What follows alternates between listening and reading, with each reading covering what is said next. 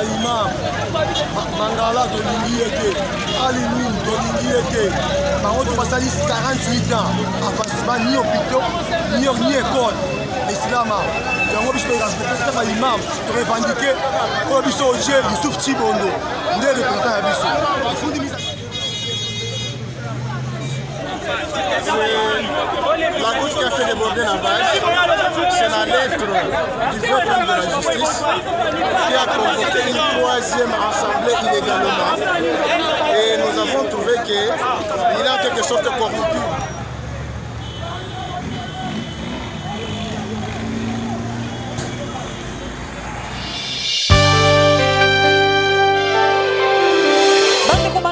TV za radio te tolinga pena ko lokota te ba information etambola kabiso ya pena à la source boki wapi epai ba musulman bazali penza ya kotomboka penza ba siliki makasi ba gaz ebetami na Wileri toza liboso ya mosquée za na mosika te na Wileri na avenue na biso ya entre Kabalo na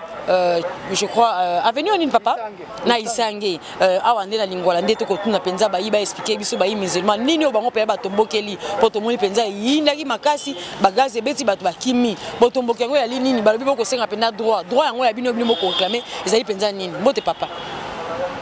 secrétaire général de Tokoswana et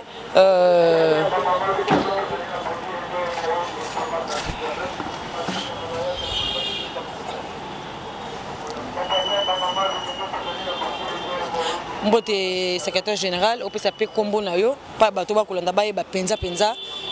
yo moko moto pe o expliquer biso penza to ki lolo yindi pe to yeto moni penza ndenge e yindaki penza makasi to ko ka bato ba to ko kamien droit na biso mais ba ko tanga comme ministre de la justice na kati makambo asali nini musulman azali moto ya nzambe juriste ministre de la justice azali moto ya l'état boni ekomi ko sala sous confusion to pe ko sala ko sangisa sous makambo mibale. Mbote mingi madame, mbote mingi na balandi. Ya solo na tongo mwa mbiringa ezalaki awa po ete baike na katikati na biso ba sepelaki te na lolenge oyo ministre ya justice VPM Tunda a kozwila makambi ya ba musulman. Ya yambo d'abord tozali kozala na pasi mingi na kati ya mutema ke l'état na biso e bandi lelo te banda colonisation eleki na Kasavubu eleki na Mobutu Mzee Kabila ti lelo na président Félix l'état na biso ezali kozwa kabiso ba musulman lokola tozali ba emboka te lokola toza bana Congo te donc bazalaka vraiment na buzweli na bango na mangomba mususu ezali bokeseni makasi et pourtant biso toza bana mboka toza penza bana mboka donc des souches o ya makila ya Congo koko na koko donc toza bana mboka wana d'abord ya liboso na bukuse pona mutuna na yo biso mwa mobulu ezalaki awa na communauté na biso bato moko bakambi na biso ya liboso babebisaki tango ba bebisi basilisi manda na bango baboyi kokende basali glissement biso tolobi makambi ya glissement ezali te tokende na maponami mususu baboyi mobulu ebandi kobima l'état abengisi biso ministère ya justice na présidence babengisi biso to signer mikanda o tozali ko benga ngo protocole d'accord na les dates ya le 13 juillet 2019 ke mobulu wana esila to sangana ngonga o ezali motango ya sanza motoba donc soki to komi na décembre 2019 to sala maponami ya bakambi mususu nde tokei tangu to komi na octobre baninga wana balingi ko sangana te bake na ndenge na bango biso to yeko zongela ministère ya justice balobi na biso te biso to moni mikanda na bango awate et puis lokola protocole wana eza notarie eza lisusu biso te il faut bakende kozwa jugement na tribunal lokola basali yango te bino bo continuer to ye ko organiser ensemble le 13 janvier 2020 jusqu'au 30 ministère de la justice nde bafungola ki ensemble wana directeur ya ministère de la justice ya direction ya deuxième kilt yepe mutu akangaki yango chaque jour pendant 2 semaines wana tozalaki na délégué à ministère de la justice. Assemblée na biso esili. Tango esili tozui mikanda to kotisi na ministère de la justice ba notarié ba statut na biso PV assemblée na règlement d'ordre intérieur. Toke kotika lisusu po ete toko akosenga arrêté. Bato oyo bakimaki nani protocole d'accord tango bamoni ke bakomi na retard bango pe baye ko fulumuka soki na pungi soki wapi ale baye ko sala assemblée na bango na mois de mars. Mais ministère sanza oyo kaka ya mbula okaka tozana ngo ya mbula okaka tozana ngo na 2020 ya biso ezalaki 13 janvier au 30 ya bango du 5 mars au 14 mars 2020 kaka.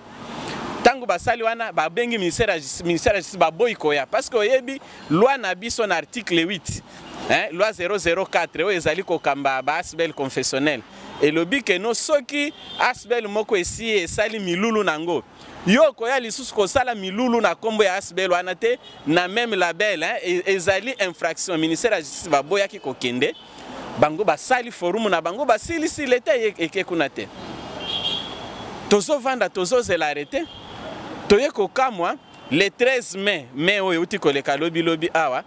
tomoni invitation ya VPM ya justice abengisi biso na bato wana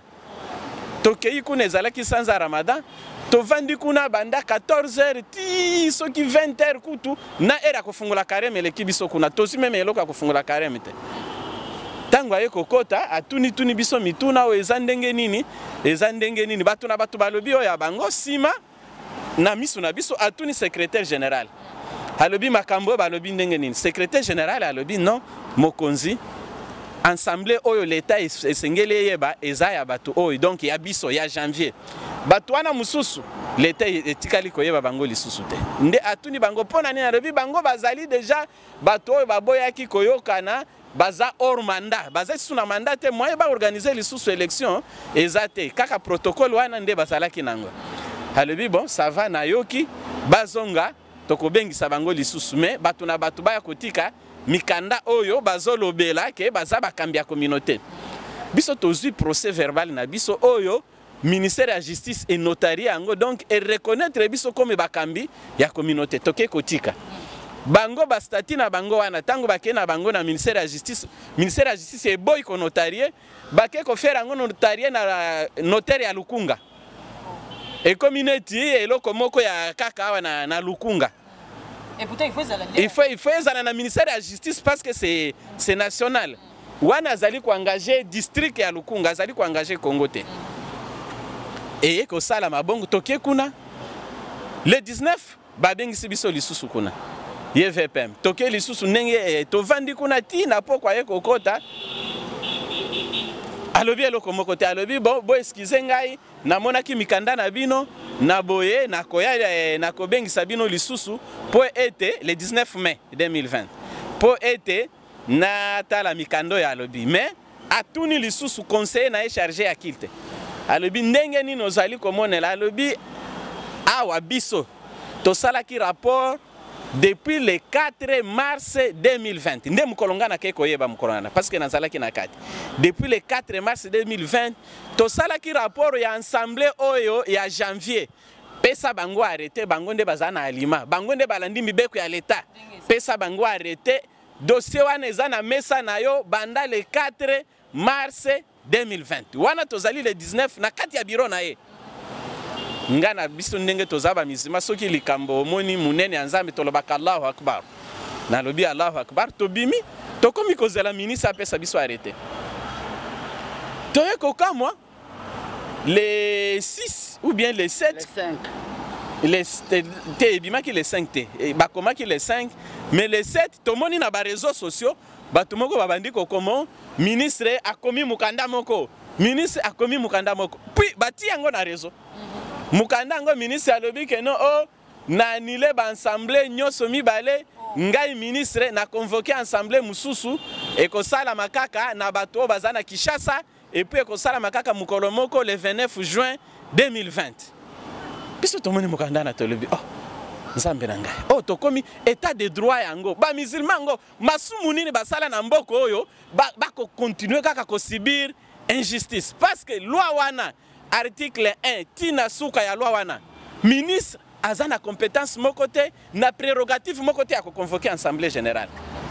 oyo akoki kosala na lingomba mosusu akoki kosala ngo na katolika te akoki kosala ngo na bapolo te na baprotestant te akoki kosala ngo na kimbangu te mais lokola bamonelaka biso bamusulman nde asali yango na ko siko na ko wana nde bato batomboki tokomeli mukanda papa akoki kosala bongo te 1 assemblée générale bapreparaka yango 2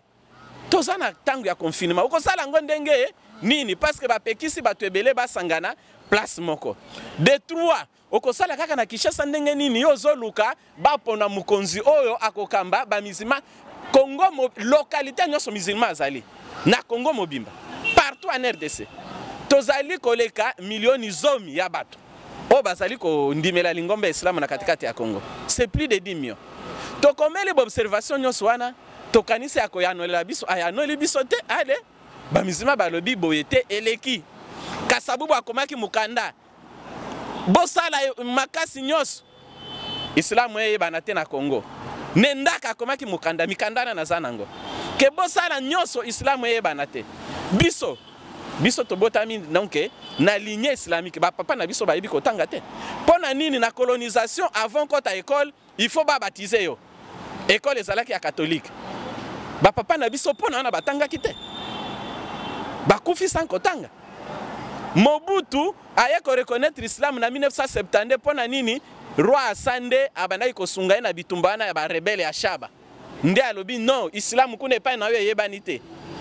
nde aye ko reconnaître islam makambo oyo tozo boya biso parce que bato oyo vice VPM alingi ko soutenir bango ezali baza ba théologien te baza ba politicien bazali banani donc bayebi islam te. Et pourtant, loi et lobby pour kamba islam, il faut à la théologien.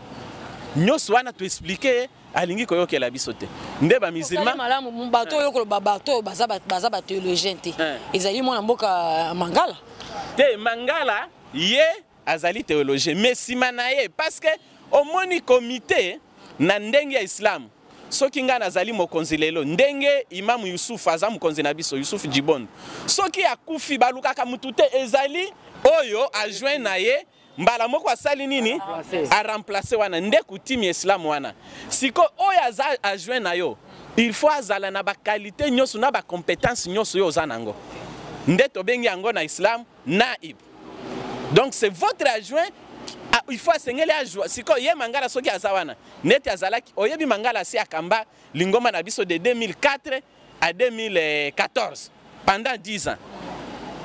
asali eloko moko te atongi toilette te atongi mosquée te ba mosquée nyonso ozali komona ezali ba mosquée ya bandingari na balibane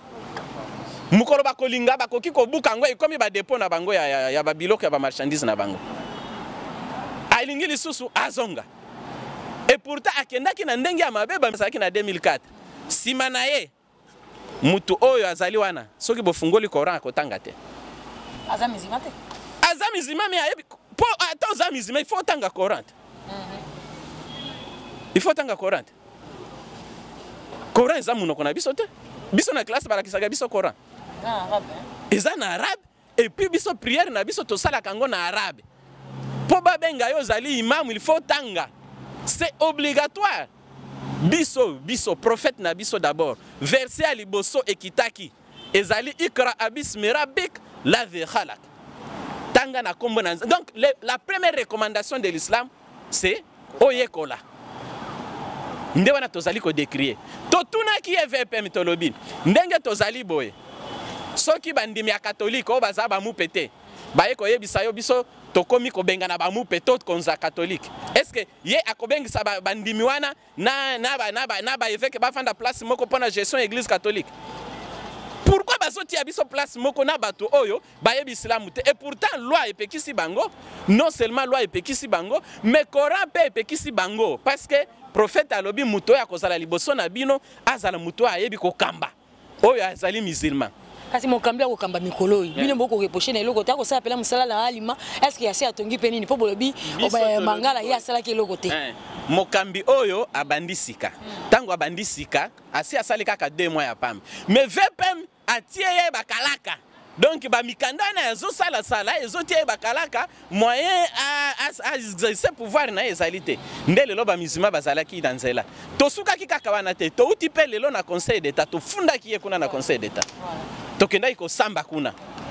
atindi ba avocat na ye mbele na bino papa ba mokonza mboka pe po butambo sala ki ya liboso amona ki yango mbele na biso ezali boy soki to bengi état de droit ezali kaka pona bato moko te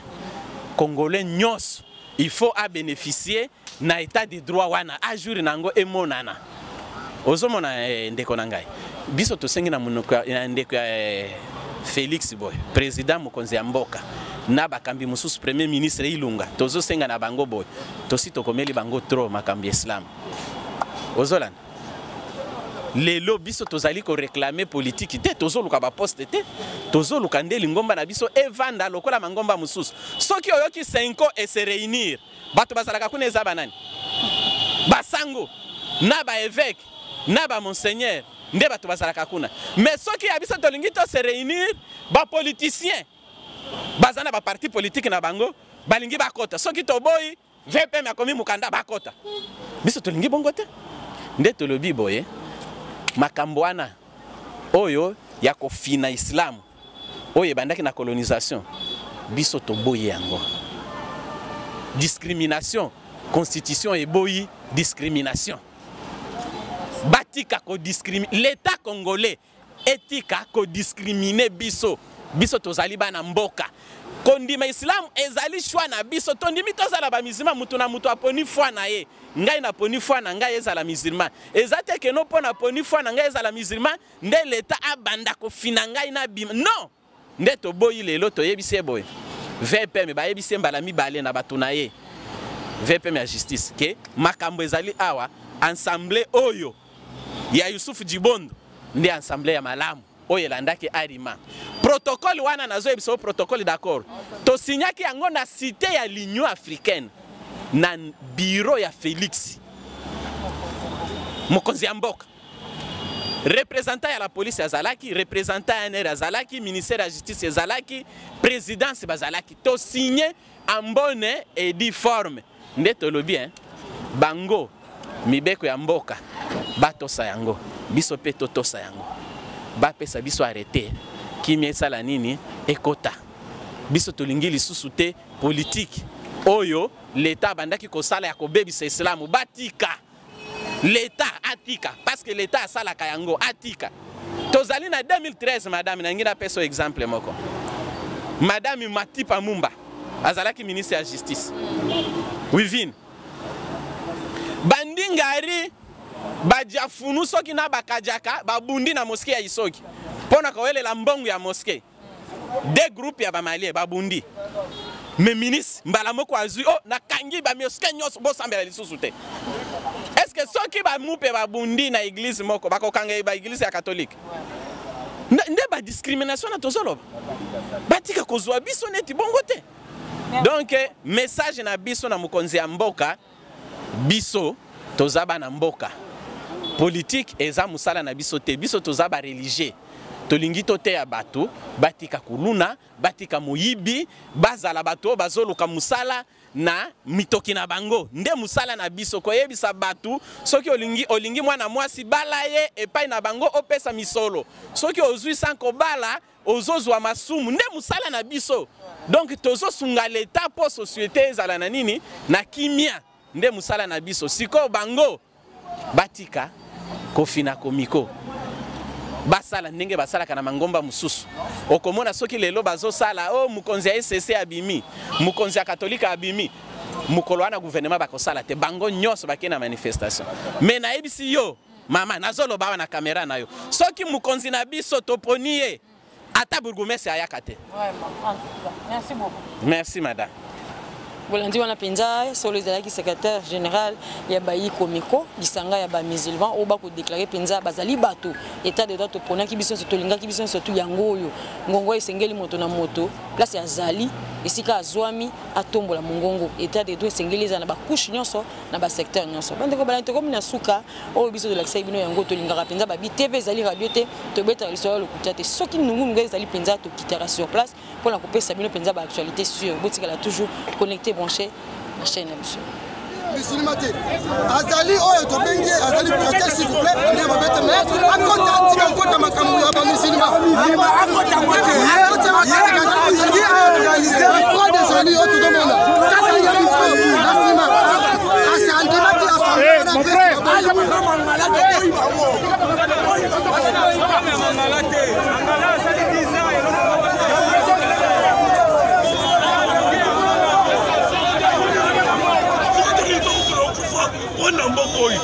asali 18 ans eloko eza te aleliso asala eloko ekosalama te ekocipa te tokufa na mboka oyo tokufa asali 18 ans eloko eza te aleliso azo ekocipa te akochange eloko te tozawa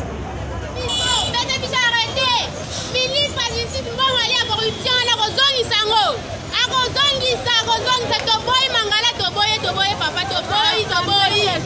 troisième assemblée mpe toboyi toza posa ya arrêté na biso assemblée esila assemblée basalaka 3 fois te basalaka 2 fois te toza ya assemblée tolonga imam mangala tolingi ye te alimin tolingi ye te bango to basali 48 ans avancement ni hôpitaux ni école islama yango biso toyaka imam torevendique oyo biso oje Youssouf Chibondo nde représentant ya biso ofundi mise ya justice mpo na nini ye ana droit ya kosambisa communauté islamique te mais ye azolinga organise 3e rassemble yango toboyi oyebisa ministre ya justice na biso tozala posa ali mwini te badirige kosila biso badirige ya biso ya religion islamique aumeli ligi religion islamique islam te yango toboyi bango toboyi mangala toboyi ali mwini tozala posa na bango te toboyi na biso bango toboyi Nous n'avons pas de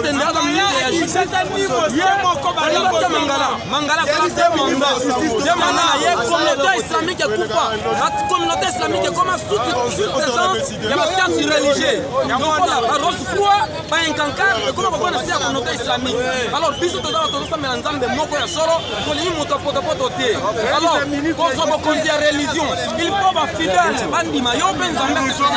faut les politiques, dans un dossier politique, dans un problème. Il y a FCC caché tel, dans un problème, il y a opposition. Nous sommes musulmans, nous devons déclarer, mais nous sommes dans l'illégal. Nous sommes dans l'illégalité.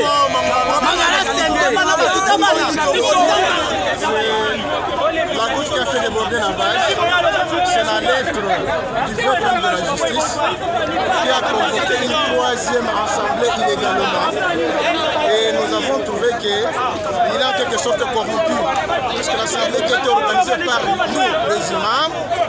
ça a été certifié et ce service, le secrétaire général lui a dit que c'est l'unique assemblée reconnue